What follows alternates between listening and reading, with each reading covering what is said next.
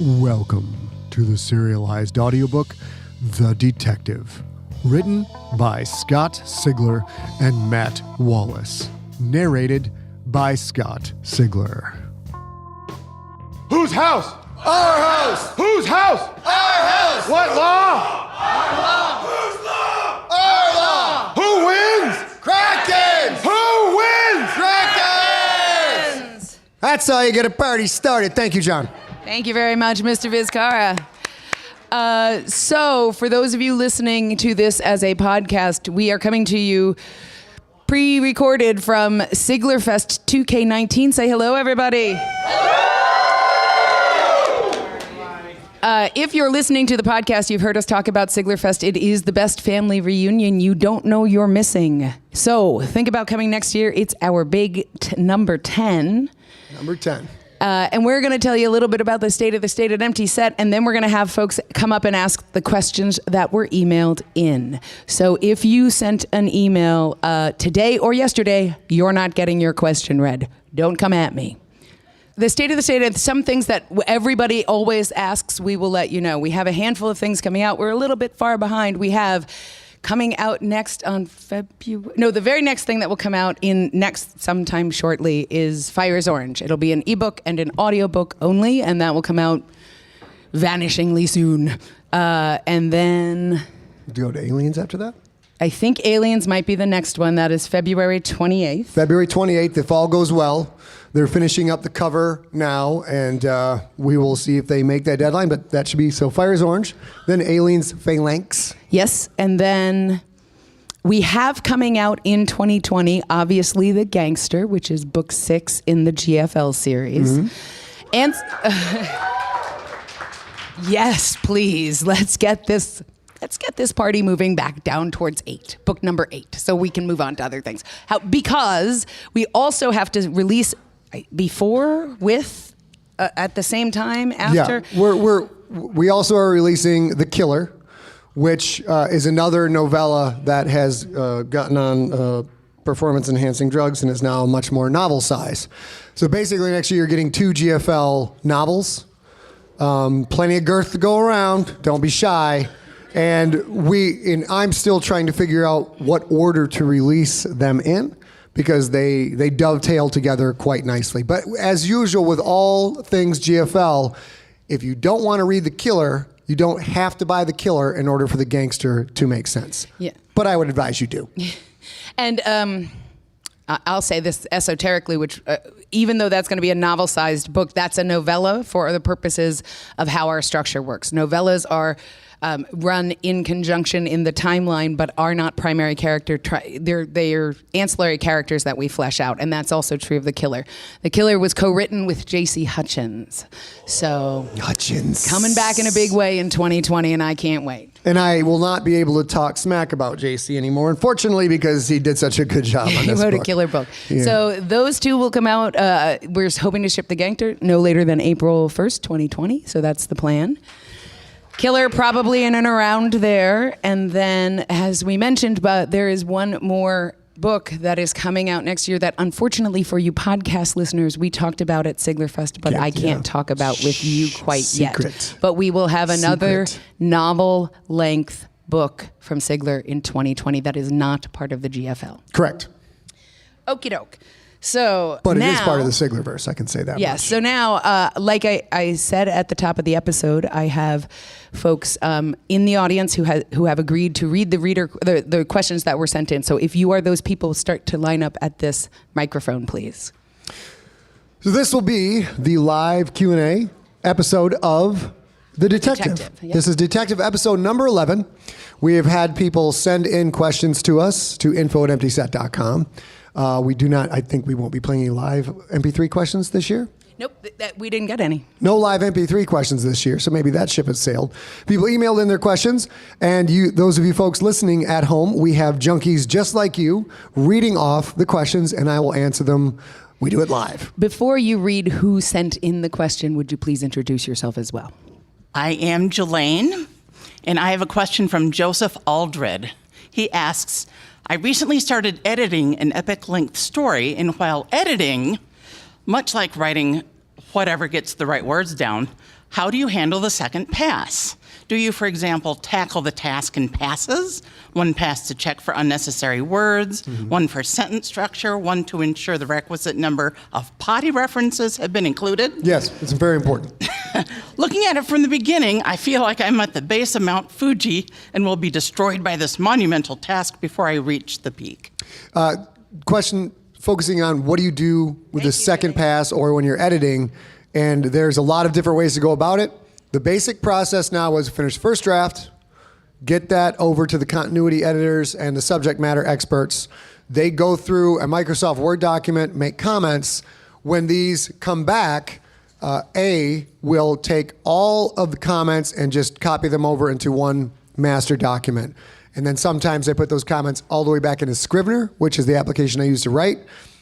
And sometimes they edit in Microsoft Word. And then we go through, so then I have all my feedback from all my awesome secret agents comes back, and I go through and edit it one line at a time, taking the comments as they come in. If I read through the whole, I can't read even a chapter without looking at stuff I want to change. So we just get it all done right out of the gate. That's how we do it. Hello, my name is Sherry, and I have a question from Bill. He asks, so I noticed in the flashback with Rico that his boyfriend was being beaten by Bishop. So does that tie into the Generations trilogy with either of the bishops we know? A possible clue to when Generations takes place? No, that would be, I missed that. But now I'm thinking about it, so we'll have to see how that goes. That was not intentional, but possibly down the road there might be a connection now, because that's a great idea. I will say this: the story that he just sent in on Saturday night, this past Saturday night, the Aliens book. I was reading as he was finishing. He asked me to read it as he went, and as we were doing that, I get to the end, and there's a character that is very briefly mentioned several times, and I realize I've missed every other one, but his name is O'Malley. So I say, should I change that? And he's like, no, O'Malley is fine. And I'm like, okay, do you realize there's an O'Malley? He's okay, I'll fix it. Hi, this is Beth, and Michael asks, will we hear any of Janine's backstory in future books? And is there any chance of getting inside her head with a point of view passage or two? Janine is the sister of Quentin Barnes. We did start a novella called The Thief, and the collaborative process sometimes crashes and burns, and that one did not work out for us. I do not think we're going to see that novella, though, because we are doing 6, 7, 8 in The Killer, and then that will be all she wrote, so to speak. So I don't think we'll see that, and we probably won't get any point of view from her head in this, but we'll have to see how books 7 and 8 go. This is Angela, and I'm asking for Baza. Where does Fred get all his disguises from? Does he acquire them locally or carry them with him? Well, Amazon is still around 500 years in the future, and he knows how to shop for bargains. So he acquires based on where he's at. Because he also asks, has he had to leave a few favorites behind if he carries them with him? I'm sure he's had to leave costumes behind. He's, by and large, happens to the best of us. Aside from the costumes he wears to get a rise out of Quentin, like the yacht captain outfit, most of the time he comes up with these identities, and then once they're done, he leaves all of that behind. Because if he starts doing the same characters more than once, he could wind up getting in trouble with the people he's working against. And just to be clear, I have asked these lovely folks to read questions from other people, but if any of you have questions, you are certainly also welcome to come to the microphone so that we get it recorded. Yep. All right, step up. Hi, I'm Robin, and the Big Dogs Fantasy Football League asks, as the GFL series has progressed, the focus on actual games within the GFL season has faded a bit into the background of the overall arc of the story. Once we get closer to the end of the series, not looking forward to that, will a GFL season be more of an afterthought to the story once the bigger issues in the universe comes to the forefront? There's definitely bigger issues in the universe coming to the forefront. Some really, really big picture stuff going to happen in 7 and in 8. I think 8's just going to blow your minds. You guys will finally see how a lot of this stuff that I've literally been working on since my mom and dad got me an old Royal typewriter, and I first typed out the timeline of the Sigler verse wait, it was like 6th grade or something like that. Even some of that stuff is all coming to fruition in book 8. And in proper series ending fashion, when you get to the end of the book 8, you will see this not going to be a book 9. It'll be pretty obvious. As far as the game itself, it's going to ebb and flow a little bit. Some of the books coming up, there's a lot less on-field action. And then as we get into 7 and 8, there's some really plot-critical stuff going on that not only looks at on-field action, but starts to get more into the league itself and some of the things that Commissioner Frost is working on and some of the conflicts between other team owners and Rob Frost. So there's a lot of, you get to see a different slice of the football game.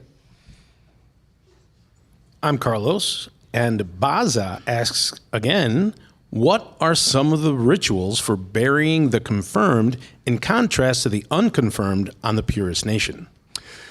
It's a pretty good question. It's definitely a few haves and a lot of have-nots in the Purist Nation, and the unconfirmed are, as you saw in the story, in the various stories, sometimes the bodies are just stacked up until they can be properly dealt with, or never dealt with at all in that story, just piles and piles of bodies.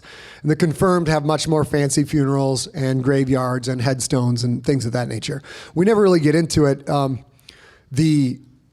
By and large, except for the fact that Quentin Barnes is such an enormously popular individual, we're trying to look at some of the more ground level stories and people and make people more accessible, so we don't have the equivalent, if you will, of kings and queens and things of that nature. Hi, I'm Tori. The Big Dogs Fantasy Football League has a few more questions for you. Will we see more of the Prowett in the GFL and in games? Is the Big Dog Fantasy League who sent the stuff in? Yeah, so the Big Dog Fantasy League actually runs they run a Krakens team, and there's one other question one of you lovely people have from Hodari Davenport, and he actually runs the Big Dogs team, and he bought all of them T-shirts and books and magnets and all sorts of stuff. Yeah. So, and then they were finally like, okay, we'll figure this Krakens thing out. So next year, if you guys play fantasy football, it's a great suggestion to make to your league, because we have all kinds of merch. People can wear actual merch for their teams if they want to pick up the teams.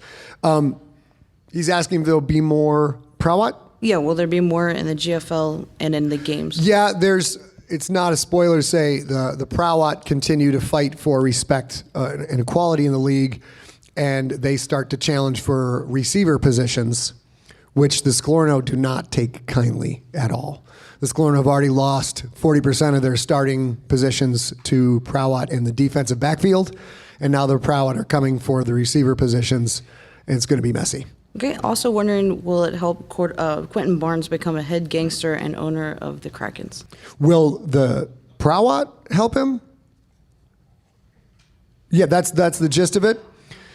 Prowett are, like the Sklorno, a lot of times they're comic relief for us. They get to do, you get to have Quentin's overwhelming moodiness and gravitas all the time, because you've got Cormorant Bumberpuff talking like Captain Kirk and things of that nature. So I really don't see how they could help him do anything in that category.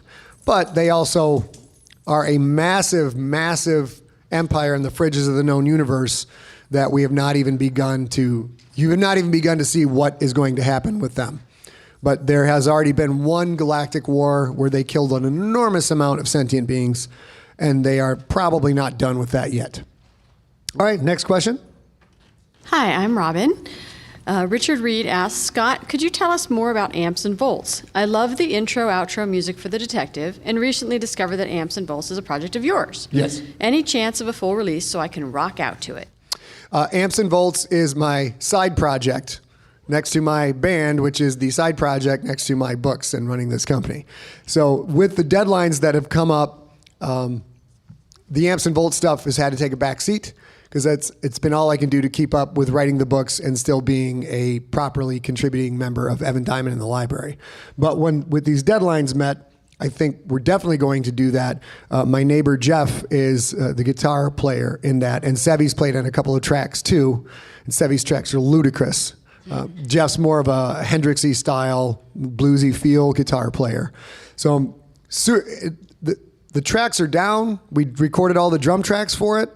We will be recording the bass tracks soon, and then I'm still figuring out what to do for vocals. I will be doing the singing, probably, for Amps and Volts, or what passes for singing.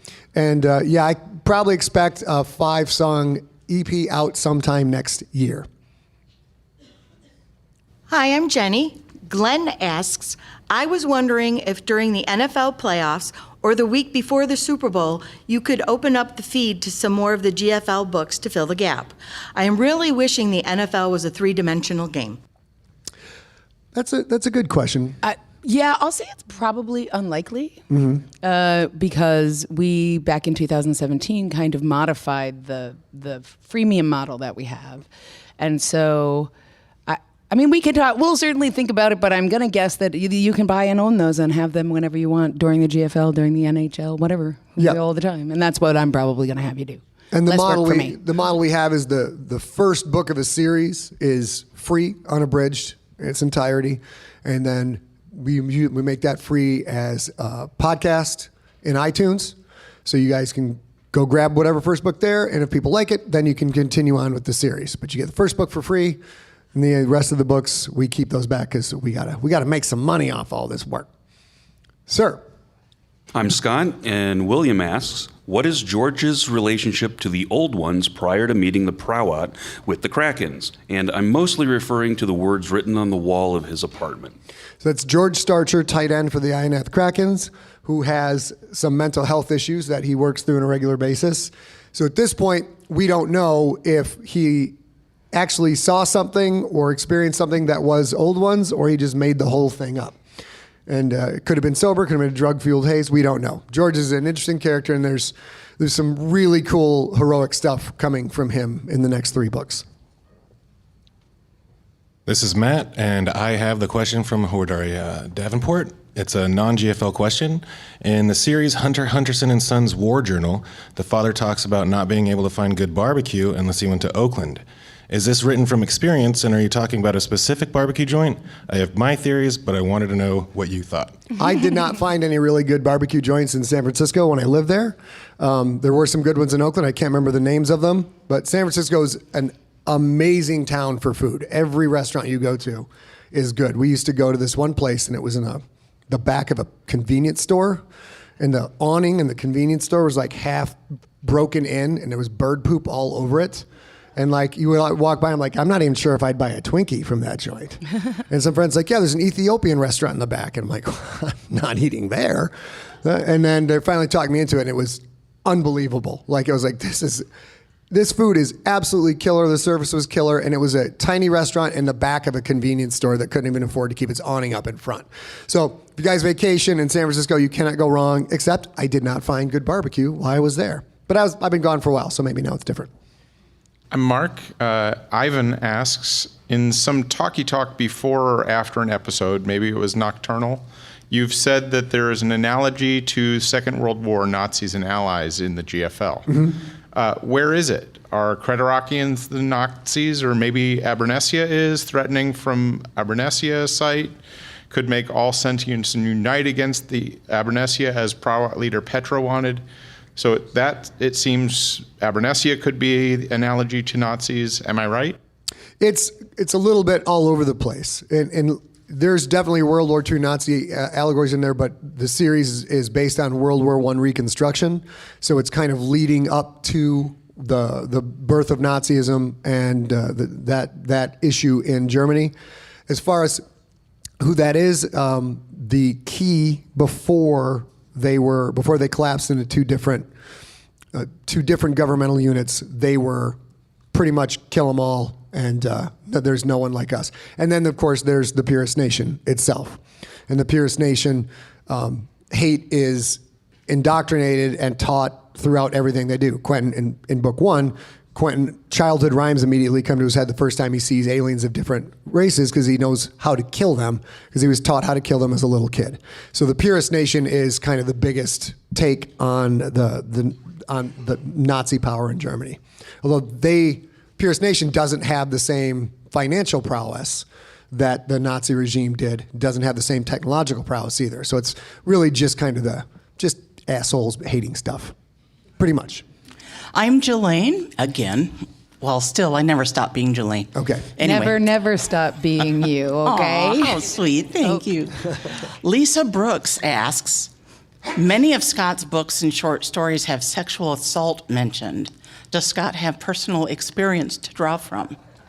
That I choose to not answer that question. That everybody should just read the stories on their own surface levels and draw their own interpretations of everything. So I decided a long, long time ago that aside from the fun stuff like bands and things of that nature, that the inner workings of the personal life were not going to be part of what's going on. I want everything I create to be judged based on the creation itself, and I'm very cautious to ever take anything that is deeply personal to a lot of people that could be construed as me using something to market to sell books. So I just don't answer any of those questions, which are some of the few questions I guess I won't answer.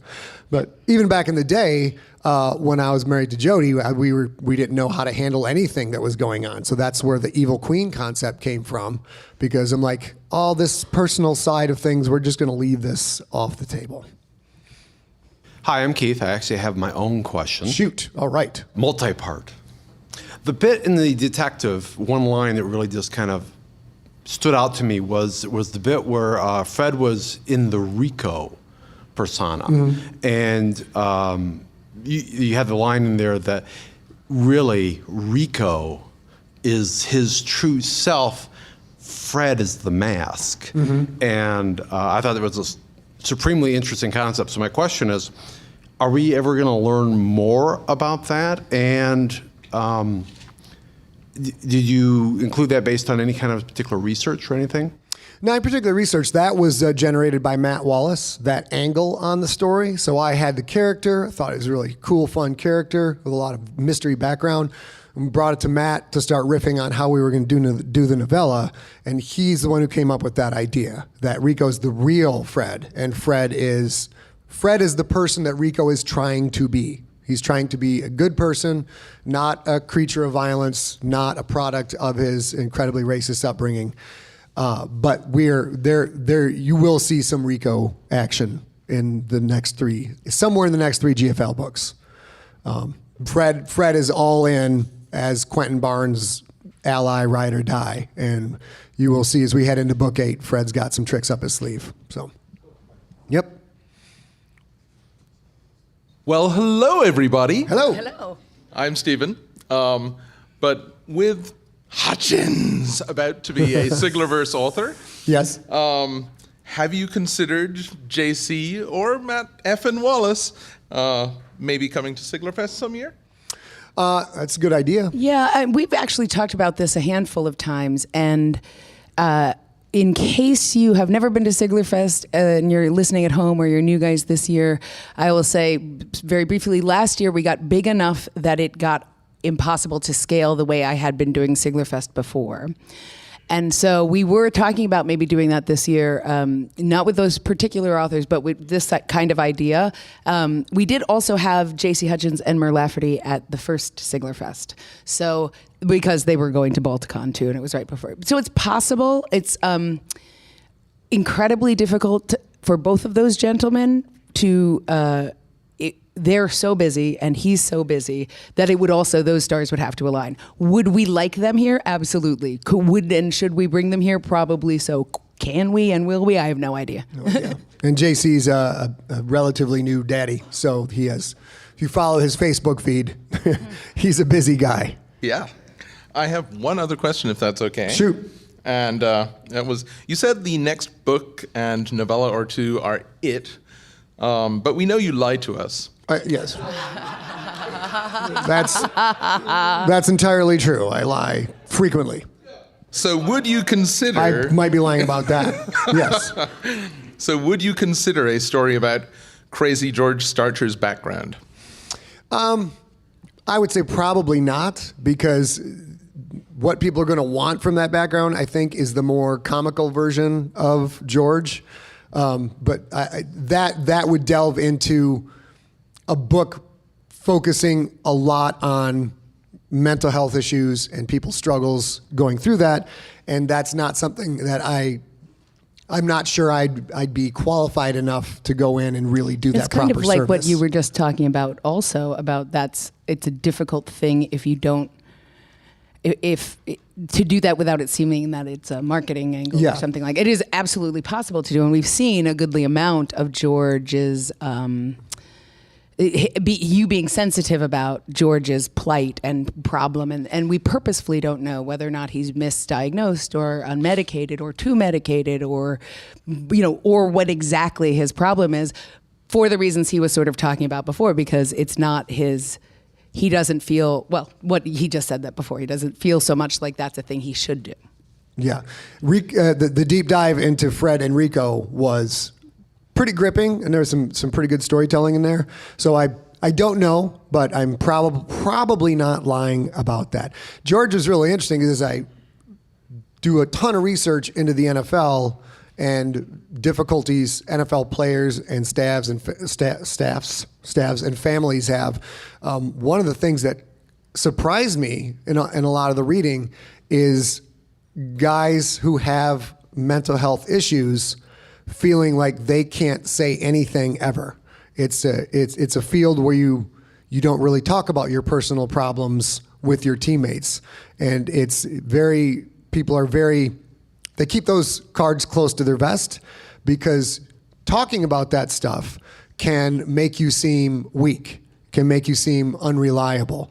So in a culture where you are relying on people to stand shoulder to shoulder with you and go into battle week after week, there are still a lot of problems in the NFL with guys feeling they can express any weakness at all. So George was a character that came out of that research, and it seemed like a really difficult dilemma for people to be in. Like, everybody has trouble talking about that. Everybody's got whatever their issues are, coming out and saying, this is what's going on with me, and I need some help, and I need to talk about this.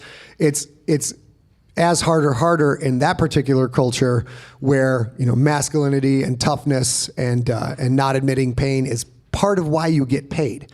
The guys in the NFL, the physical pain they go through it's hard for most people to comprehend. Like, one of my favorite things to tell people go Google an image that shows all of Ben Roethlisberger's injuries over the years, and it's unbelievable how much damage this dude has taken. And he's won 2 Super Bowls. He's had a lot of success, but he's gonna be in an enormous amount of pain as he grows older, and that's part of his job. So you got the physical pain, and then you add mental health issues on top of it. There's a lot of challenges that you don't see all shiny and happy on ESPN on Sunday morning. Hello, Carlos again. And William has got 2 questions on this one. First, what happened to Denver in Jupiter to affect her play so much? What happened to Denver and Jupiter is she had a great quarterback receiver understanding. I heard a great anecdote the other day. I can't remember who told me, but Jerry Rice playing with Steve Young, and Steve Young came in to replace the great 3-time Super Bowl champion Joe Montana. And Steve Young's a great quarterback. He's a Hall of Famer.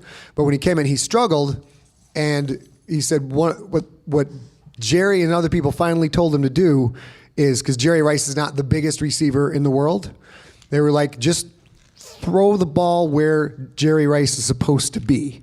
And don't look for him. Don't try and track him. When you get in trouble, just throw it where on the paper it says he will be. And what Steve Young said, once he started doing that, that made him a Hall of Fame quarterback. He's like, I'm in trouble. And you just wing it. And Jerry Rice would somehow be there and catching the ball. So that's the kind of, for lack of a better word, that deep telepathy that some of the athletic combinations can have. You just are so ingrained with someone, you know how they're going to react.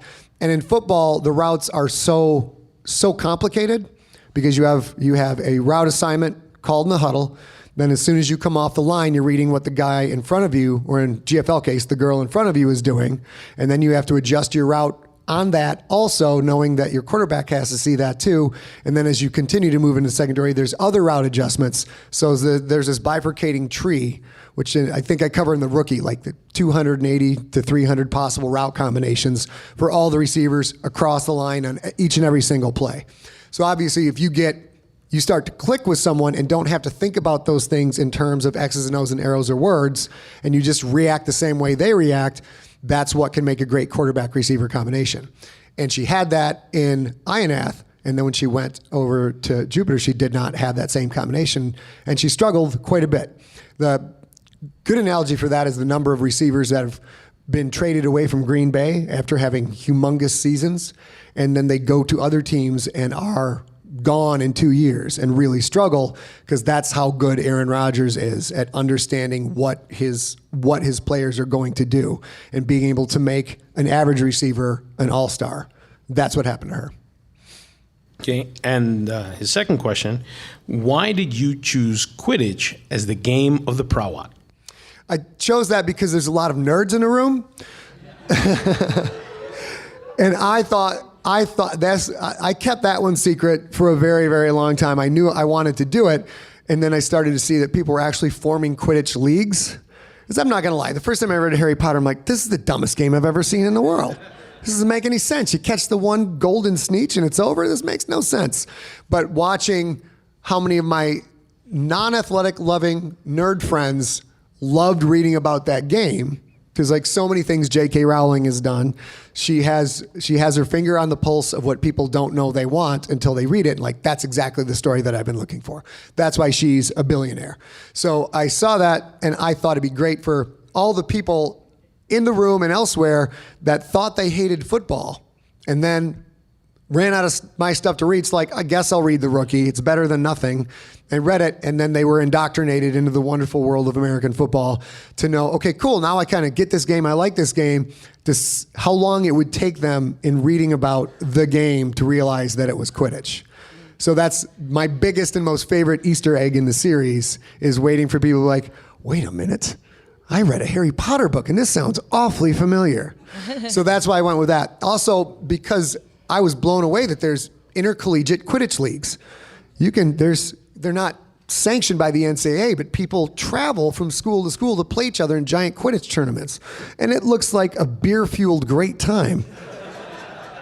But I'm like, it's awesome. And people are out there in the teams playing the game, and somebody runs out on a broom and they're the sneetch or whatever. It's just, and I'm like, and it's wonderful camaraderie, and a lot of people who've never really been that athletic playing in a team sport, and it was completely made up out of nowhere. When I started the GFL, I made up a couple of games thinking that wouldn't it be cool someday if people actually went out and played this game that I made up from scratch. And then J.K. Rowling did it, and I said, screw it, I can't top that, so I'll just steal it. But Scott has something he calls backspackling as he's writing his story, especially as he's getting into the later drafts. He'll be like, cool, right, yeah, so this, Rico has developed to be this the quite deep dive difficulty. I got to go back and see it a little bit, like in chapter 1, that this is going to get deep, because then you'll be prepared. So that Petra Prowett is such a big Harry Potter fan is backspackled so that the Quidditch makes sense, because of course Petra Prowett creates the Prowett, and she indoctrinates them with all the things that she loves as a 14-ish super genius. Yeah. Super genius girl who doesn't have a lot of friends. Next question. Hi, I'm Irish, the absent-minded professor. Being the wife of a diehard Browns fan and knowing what they've gone through, unlike the Browns, what team do you think is representative of the Browns team, and will they have a comeback? What GFL team is representative of the Browns? This is not a slam on the Browns.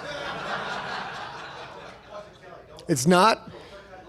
But we would have to go into tier 2 to find a team, because in the That's way better than I thought it was going to be. That's way better than I thought it was going to be. Because in the GFL, unlike in the NFL, you don't get rewarded for going 0-16. You are out, and you go down to the second tier, and then you've got to fight your way back up, which is what I love about professional soccer. The tier system is awesome, because it's hard to look at a team that's lost 90% of their games going in the last week of play, and they're just killing each other. They're just fighting. You watch teams on the bubble in the EPL at the end of the season, and they play harder than some NBA teams in the playoffs. And it's wonderful to see people fighting that hard to stay relevant. And then you see the same thing down in tier 2. You know, there's 5 or 6 clubs that have an opportunity to fill those 2 slots every year. And if they could pull out knives and stab each other in those games, they would do it. And so it's great. So you'd have to go down to tier 2 to find a Browns allegory that could then come fight its way to come back up. Yes. Same thing. Lions are tier 3. We'll see what happens. We'll see what happens Monday night. Monday night, they will either be in first place or they will be in last place. So that I don't know. Hopefully I won't have to watch it. Yes. My name is Sean Dyer. Good. And I got a question about the Rewall. I really enjoyed seeing them. And I was wondering if they're going to be explored a little bit more in books 6, 7, and 8, and if they're going to show up in the Crypt series. The people who know too much from reading the books are a real pain in my ass. Won't answer the last part of the question. I will say you are going to see more of them in books, somewhere in books 6, 7, and 8. A large part of the grand architectural design of the GFL series is introducing these different races in one at a time or 1 or 2 per book. So there's not so much information you start to blank out on them, and to make them memorable, give them a couple of things to make them resonate, so that when I come back and reintroduce them and reintroduce those things, now they feel, yeah, I know the Rewall, I've seen the Rewall, this is going to be super cool. When you find out when I lay down the next card, you guys will be excited for that. And having 5 books so far to have done that, it's worked out pretty well. We've gradually introduced races, brought some into the league, and Quentin, and you're still experiencing them through Quentin's eyes, and he's a country bumpkin and has never seen, there's a massive amount of just normal news coverage he never got to see because he was behind a giant firewall in the Purist Nation. So you get to be side by side with him, bright-eyed and bushy-tailed, experiencing all these new things. And everything you've seen, you have seen for a reason. There's not a lot of, despite my verbosity in the stories and how long they run, there's not a lot of wasted canvas space that you're not going to see come back again. So I'm pretty excited. That's also one of my favorite biologies. Every one of the races has a relatively different biology, and the Rewall are the coolest. The Kurg are even cooler than that, and you'll see them in the Killer. Hi, Robin again. William asks, it seems like there are several big stories that you touch on but never go into fine detail on, such as the rise of the dolphins, the AI viruses, and the 2015 creation and destruction of the Prowat. Are these short stories somewhere, or are they something that you might write up down the road? Down the road, when we finish with the GFL, and I talk a lot about this and change our minds quite a bit, but what we're really looking forward to is the GFL is done. We want to get Crypt Book 1 and 2 set up and then see what happens after that. I have it envisioned as a 3-book series, but with us working with some of the success we've had on Audible, and Audible's sweet spot seems to be military science fiction. And all that series is military science fiction with a whole lot of crazy horror thrown in on top of it.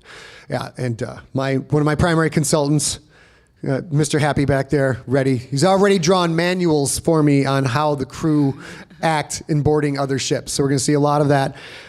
Then we have, in effect, the Survivors Club of Infected, Contagious, Pandemic, Earthcore, Ancestor, Nocturnal. I miss any? I don't think so. Yeah, and a lot of those characters that made it through those books, you will see them popping up in future books, including in Mount Fitzroy, and the Department of Special Threats is kind of coalescing into a framework that we can use to carry books forward. So you get to see characters like Tim Feely, if he survives, see those recurring characters. One of the things that I've missed out on in my work is because everybody, except for Quentin Barnes, everybody's expendable on every page of every book, which is what I think has made Stephen King's work so great, is you don't know who's going to survive till the end, and very rarely the main character does survive. When you're reading a series like Jim Butcher's Dresden Files, or you're watching Buffy, you're pretty sure, she died, she went to hell. I'm like, they're shooting another season. She's going to be back. You don't really have that same stress and anxiety that it feels gripping because you don't know if Perry Dossey's going to make it or not. As we move forward past the Crypt, we'll bring those characters together and kind of have sort of an ensemble cast to do books like The Prowat Creation and Destruction in 2016, with characters you've seen before now interacting with the bigger timeline. Yeah, and one of the practical reasons we go back and forth on this, but we'll eventually probably do it, is we also get a lot of questions like these. Hey, are you ever going to follow up and do Descendant or Diurnal or whatever? And these are books that we don't own the first one of, so I can't reprint them or whatever, and eventually they're not going to be as evergreen as they could have been, and that's a difficult thing because that's Random House or that's Del Rey or whatever, but those characters are his IP, and they are evergreen with him. So if we create a DST franchise, the Department of Special Threats franchise, with these survivors, then they can do all sorts of things. All sorts of fun things, yes. There we go. Hey, I'm Matthias. Just got a couple things. Number one, thank you for The Detective, my favorite piece of work that you've ever done. Federico is my favorite character. That's why I may or may not have drunkenly sang him a love song during karaoke last year. You absolutely did. It was magical. And I'm not at all being, it was lovely. It was lovely, lovely. I have two questions. We know that baseball is in the GFL universe and they're still prima donnas. Mm-hmm. They're having player strikes all the time. We know that Scalorno are carrying soccer. Yeah. Are basketball and hockey still a thing? Basketball, yes, is still a thing, although that far into the future, the hoops have to be at least 15 feet tall. And if you got Scalorno playing, they're probably more like 20 feet tall. So it's going to be a different game. The basketball we know and love today has changed in little starts and fits over the years. You know, there wasn't a three-point line then. The lane used to be very small. Then the lane got wider. Then the international lane got angled to keep people from camping out in there. So they make changes, gradual changes based on the increasing athletic ability of human beings. So yes, I haven't gone too deep into basketball, but it would be definitely different. I think Scalorno would ruin soccer. It would, and you would see the first rules changes in that sport in like 100 years. This field would probably be twice as big. And because they can cover so much ground so fast. So you would see, and as far as hockey, I haven't put a lot of thought into that, but if Scalorno can skate, they're going to be super hard to stop. Can they skate, though? That's the question. Key on, and then, the game's got to change. You take a heavy key and put it in front of the goal, you can't even see the goal. You're not going to score any points on there. Goal's got to get bigger. There's got to be a line for it to come off of. There's all kinds of fun stuff. The weight limit. There you go. One of my favorite commercials right now is the Geico commercial where that's easier than putting a walrus in at goalie. And I'm like, okay, that's funny. Then you have the guy shoot and hits him and it bounces off. He goes, confound it, it's a walrus. This is ridiculous. And then I'm like, yes, I love this commercial. It's great. And my second question is about one of my favorite characters in the GFL universe and one of George Starcher's best friends. Mm-hmm. What made you make a Jewish spaceship? I am of Jewish descent in the family, and talking like my grandpa or my grandma has always been a source of joy in the house. But my dad's got a killer impression of grandpa and grandma, and mom will occasionally bust out Sydney, our grandpa. And one of the things that got me out of trouble way back when was impersonating grandpa or grandma doing the Jewish mother voice. So when I figured out, I'm going to guess probably third grade, I'm going to take a guess, if I could make mom laugh, I was out of the woods. Everything that came out of her mouth after that was all lip service. Crack her up. My Ed Grimley was on point. I was the best Ed Grimley impression. Oh, okay, I'm sorry, you're what? My Ed Grimley impression. Is it still on point? I don't think it's on point anymore. We'll try busting it out at karaoke tonight. Buy me a couple of soda pops. We'll see how that goes, don't you know? Yes. What's a fine thing to say, don't you know? So you get into all these shows with sentient ships, and now there's a bunch of them, and the ships are always kind of dull. They're kind of like, I don't understand why you would say that, Hal. So I want to let's spice it up a little bit. And if people can change their religion and find new faiths to believe in, and then you have sentient artificial objects, why can't they find a faith to believe in and follow? So I thought that a ship going, oh, wait, why don't we sit down and have a nice kibbutz after this, Quinn? You're such a nice boy. Maybe we could talk for a while and see where you're going with your life. I thought that would be very fun. A lot like the game Quidditch showing up. So as a tribute to my mom, that ship right there. So I'm a New Yorker, and Scott is of Jewish descent. And I know more Yiddish than he does because I'm a New Yorker. Check this out. It's all the time. So there's a word I say when things get all screwed up, and it's Yiddish, and it doesn't have an R in it. What is it? I forget. So there's a Yiddish word it's fakakta. It just means sort of foobarred. I just said it out loud. Scott, try saying that That's word. fakakta. I can't. And it literally can be like that. I can be standing in front of me and go fakakta, and he'll go. That's fakakta. Fakakta, right? It's fakakta Is it with an fakakta? R? It's like, and then I'll be like, "There's no R," and he's like, "Okay, I have it." Fakakta. I'll tell one funny story about my grandma. So, grandma, later in her years, came to visit us in Sheboygan, and just kind of sitting around in a house dress, and she's reading, kind of minding her own business, and mom's joking. And she says to my brother Irvin, he's like, "You guys you're a couple of schmeckles." And grandma's like this. "Schmeckel is Yiddish for penis, you know." And I was like, "That's what that means. You've been calling me that for years. Oh, okay, now game on, Mom." It's very good. All right, did I answer all the question? Yes. I think so. Yes. Next question. And we'll cap the line here because it's an hour. Yeah, go ahead. Hi, I'm Big John, and I have just the one question. I'm wondering if you know whether Graphic Audio is planning on adapting The Reef or any of the other upcoming GFL releases. Probably. Yeah, I believe so. Graphic Audio is they do full drama, full graphics cast. Thank you. Full cast audiobooks. They say that it's like a movie in your mind. They are quite a lot different than Ray Porter narrating or Scott narrating, enough so that they're like I think John really mostly likes them, and it's just a whole different type of hearing of that book. So they also, as a company, are changing their model, and that's turned out to be a hullabaloo. They have a lot of pop-ups in truck stops around the country because over-the-road drivers use them, and that model is going away as a delivery for audiobooks almost entirely, and they're sort of caught up in the middle of that. So the answer is yes, that's the plan. They have a right of first refusal kind of contract for all the things and that we put out. But the actual contracts are for all of the GFL, even the unwritten books. That said, I'm not sure when and how they're going to get all their acts together because they already have the Reef. And we don't have it, but it's kind of up to them to when they're doing it. And I think they're sussing out their business model a little bit. So yes, is the plan. Hi, guys. Hi. I'm Spike.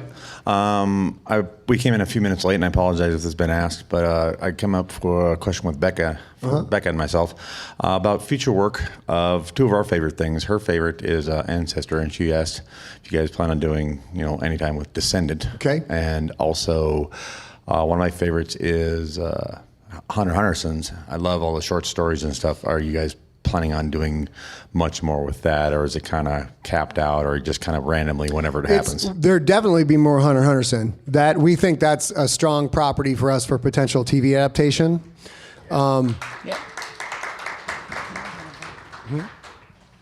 And I love writing in that universe, and the way we used to put one big Hunter Hunterson story in each of the color book short story collections, and then we've gone away from that now as we've watched Audible develop, and we now put them out as the War Journals. So War Journal Volume 1 is out with 3 stories in it, and we're going to continue. We've got 2 finished Hunter Hunterson stories. When we get time to write a third, that will be in War Journal Volume 2, because in Audible, where the money is in series in Audible. So the more installments you have of a thing, like, Kevin Hearn's Iron Druid series at 8 or 9 books or something like that kills for him at Audible. So we want to get to that. So yes, there will be more Hunter Hunterson and Sons. It will probably not cross over with the rest of the Siglerverse, except for some comical nocturnal stuff. And then as far as Descendant, I've been wanting to write Descendant even longer than I've been wanting to write Mount Fitzroy. So once we get through this deadline group, and then we get through the Crypt, we figure out where we're going, the Descendant will be a Department of Special Threats book. It'll be in that. Yep. Yeah. And I was just going to say, I'm not sure that you heard that part, but if you listen to this podcast tomorrow, you'll hear a whole lot more about what the Department of Special Threats is, and that's how Ancestor might come back into the storyline. And I guess with follow up when we talk about the extra Hunter Hendersons, I know a couple of years back you read Sparkle Horse. And I'm curious, is that going to be one of the ones? Because we only heard it here. That's going to be one of the stories that they released. War Journal. Yes. Yes. All right, we got 3 more questions. Let's go, Don. 4. Yeah. Yes. Well, I'll answer quickly. Go ahead. Okay. Number 1, is there any chance of Kissy Man and Billabub Battings ever meeting up? None. No. Oh, okay, that was fast. Question 2, could Bobby Brost be a Zed and have survived? I'm going to say no, because I didn't write that death scene, but he kind of got shot in the head. So, we don't know. Good. All right, this is Carlos again, and another question from William. Why did Liba stop playing in the GFL? Because Liba was too gorgeous and he didn't want to mess up his pretty chitin. He just got tired of playing. He could have continued, but like current NFL stars, at some point you can't do that. You aren't as good as the other people around you anymore. And professional sports, there is no sympathy in professional sports. 0. You don't get grandfathered in. You don't get any grace period. If you can't cut the gig, they get rid of you on the drop of a hat and bring in somebody else. So, but we will see more of Liba in the series. Irish here again. Len Baker asks 2 questions. Referencing the Sandrail shootout, why does the entropic rifles leave a mess? And I thought they would evaporate the whole victim. If they hit a leg, you could just hop. Or it's just a scratch. The entropic rifle's a little bit hand wavy, but there has to be enough material there for the chain reaction to continue. So if you get you get a good grouping in the torso, that can continue to expand. If you get winged on the arm, that eventually just kind of peters out because there's just not enough there. And if it peters out here, well, then your hand falls off and it doesn't get to all your innards, and it's a very like watching an electrical shock cross across something. So it can leave horrible messes.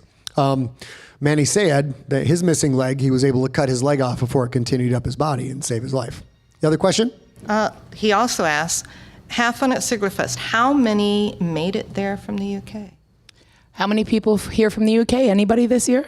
I don't think anybody this year. We have 1 foreign traveler this year? Paul. But he's from New Zealand, so 2, yes. 2, and then and the Netherlands, of course, right? But then nobody from the UK. Nobody in the UK this year. We'll work on it. We'll try and make Siglerfest 10 4 times this size. Would that work for you? I get this look a lot when I'm like, hey, I got an idea. Hey, have we thought about this? And he'll be like, are you doing that eye thing? Is it? Yep, I'm doing the eye thing. And I was a little bit off on time, so we do have room for a couple more questions if anything has popped up today. Yes, sir. All right, I got one comment. First of all, the hand waving is, I'm sure, making great podcasting when you were talking about the entropic rifle. Yep. Excellent podcast. I actually waved the hand when I said hand wavy. That's true. You mentioned a lot about the DST, and that was great because that's where my question's leaning. You have already done a short story that was in combination with Mayberry's Joe Ledger. Mm-hmm. Could the DST and the DMS end up working either together or against one another or another crossover? Because they're great characters and they're both interesting organizations. Yeah, and we were quite possibly the reason we were so definitively no crossover with Billabub Baddins is that belongs to a different author and a different publisher, and that's too much work. The way that works is how that happened. That story is. Jonathan Mayberry had the permission to do the anthology, and that was the sell.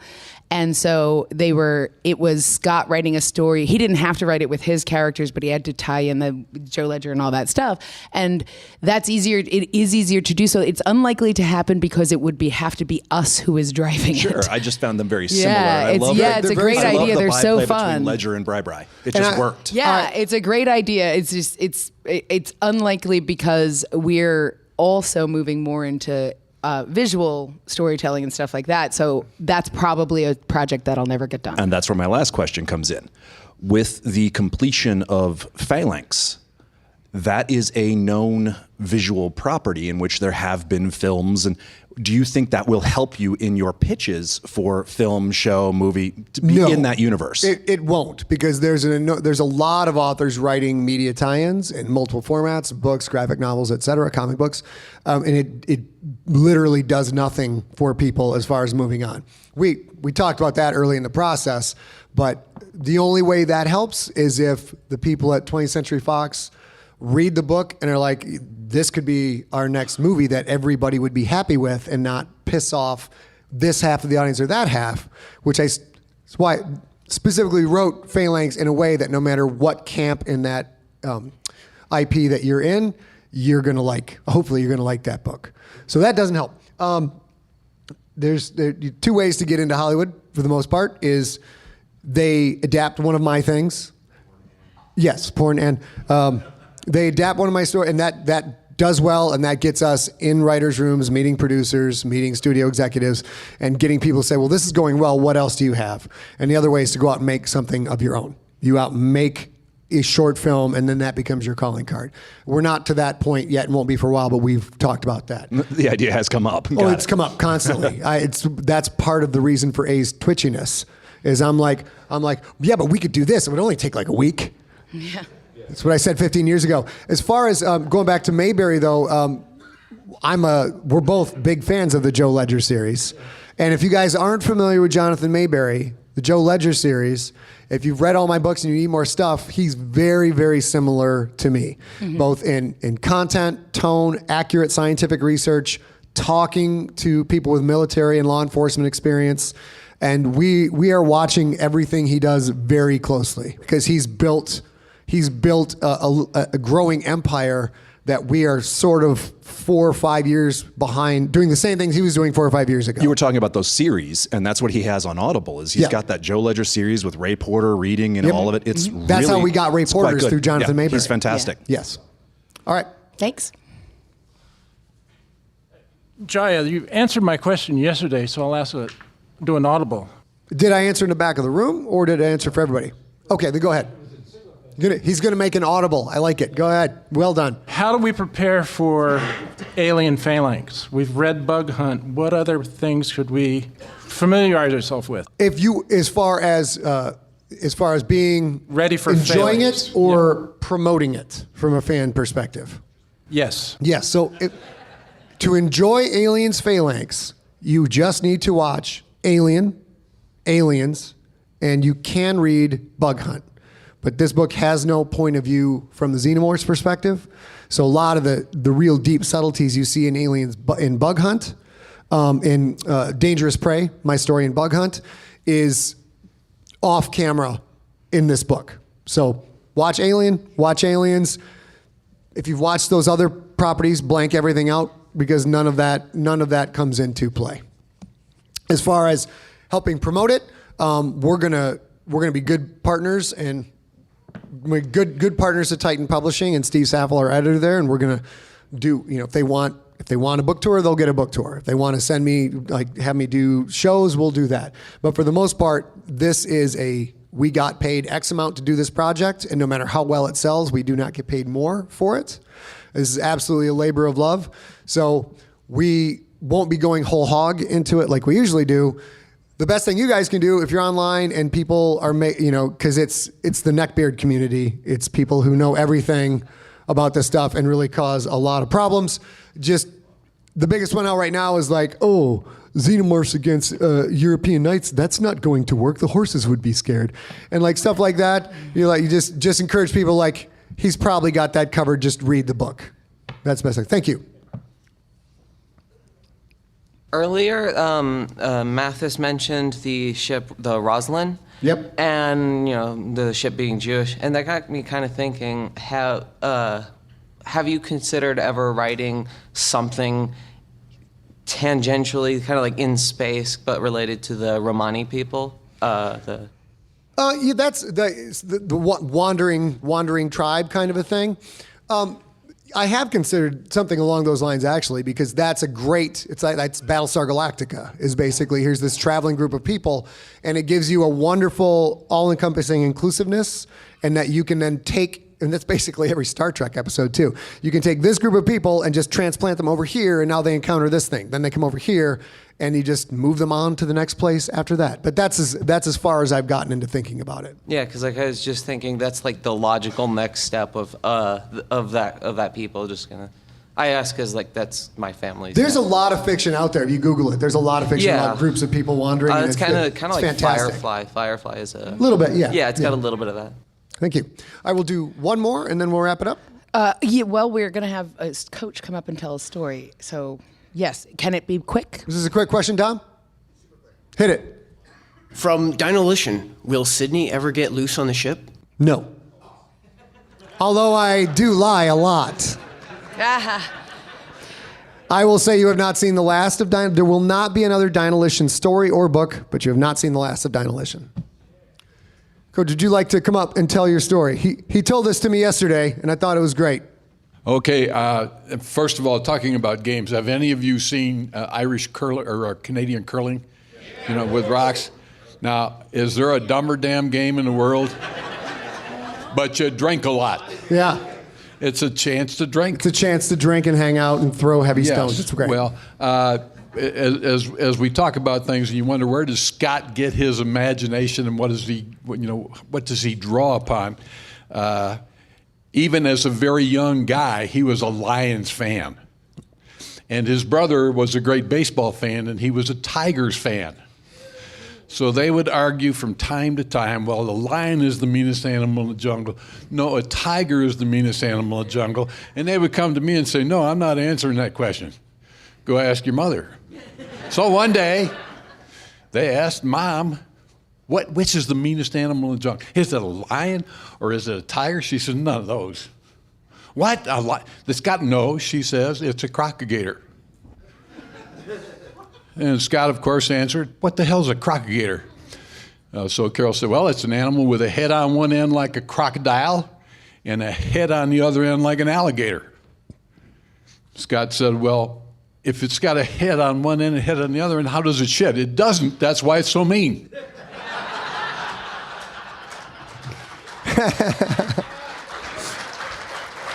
And for those of you listening at home, that is my father, Coach Irv Sigler. So that wraps up our live from Sigler Fest Detective Q&A. Thank you, every one of our readers, for coming up and reading. I just remembered that our last reader, her name is Jenna, and she did not introduce herself. So I want to make sure that you guys at home know who that was. We are coming back. The one question, it was floating around here, the one question that didn't get asked, and I'm quite surprised, is what are we doing in the feed next? That the detective is over. So we're going to start tomorrow. We're going to do this Q&A live in the feed that you're listening to right now. And next Sunday, we're doing Fire is Orange. So you'll be able to hear it before you buy it. Do we know how long that lasts? Do we know how long that is? Is that 13 episodes? We do, but you can't find that information out right now. The man behind the curtain, Steve Rickyberg, divides those stories up and gets them all ready for the feed. And I usually have a nice template like this many episodes are coming, so we'll look at that one tomorrow. You normally sign off from a podcast in a very specific way, and I was wondering if we could do it with this crowd. Yes, I think we can. That does it for The Detective. That completes the story of the Q&A. We are completely finished with it. That is it for this week. We will be back next week. And until then, we will talk to you all real soon. You have been listening to The Detective, a Galactic Football League novella. The Detective is also available as an ebook and as a full-length audiobook. If you want the whole story with no waiting, visit scottsigler.com/thedetective for links to Amazon, Audible, and more. Follow Scott on Instagram and Twitter, where he is at Scott Sigler, one word, and on Facebook at facebook.com/Scott Sigler. The Detective Audiobook was directed by A.B. Kovacs and engineered by Steve Rickyberg. Copyright 2019, Empty Set Entertainment, all rights reserved. Theme music is from the band Amps and Volts.